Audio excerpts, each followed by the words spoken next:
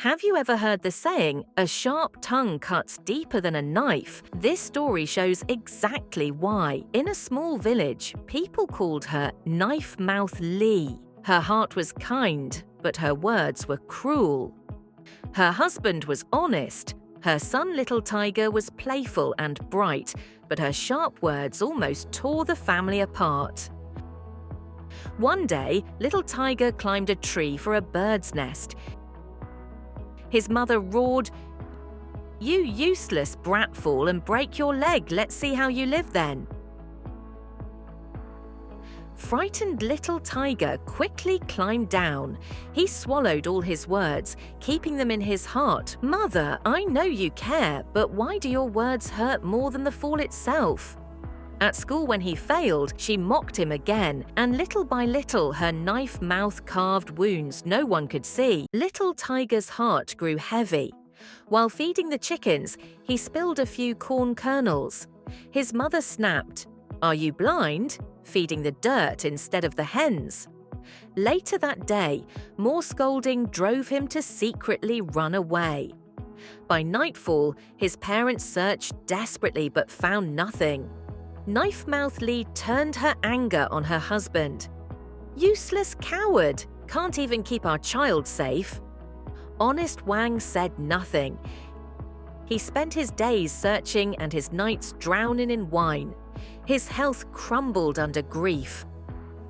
Though she cursed him daily when he staggered home drunk, she still cooked soup to sober him. Yet one evening, after another storm of harsh words, Honest Wang suddenly collapsed and never rose again. Knife Mouth Lee was frantic with worry. The doctor's words struck like thunder. Honest Wang lay motionless from a rage-filled stroke. Beside him, Lee wept. Realizing her sharp tongue had torn apart not only her family, but her bond with the entire village. Hope came through Granny Jang, an elderly widow she often visited.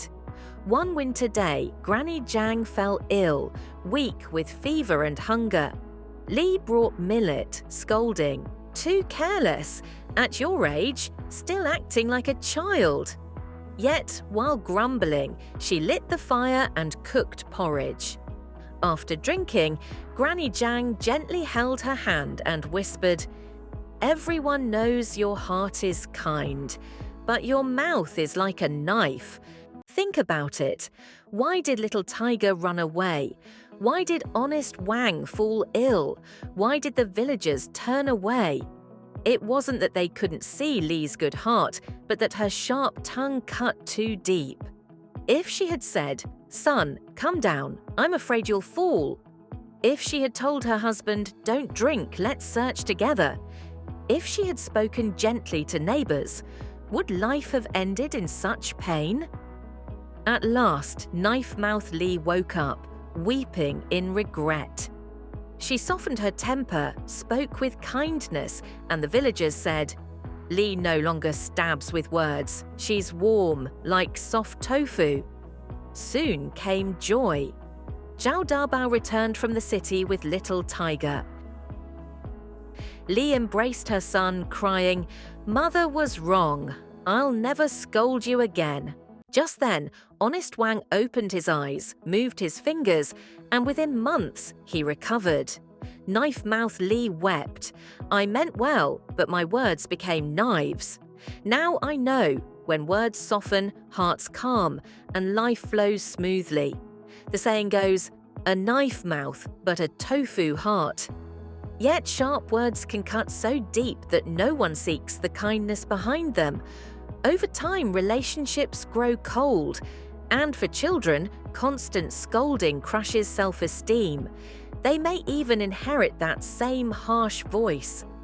But it is never too late to change.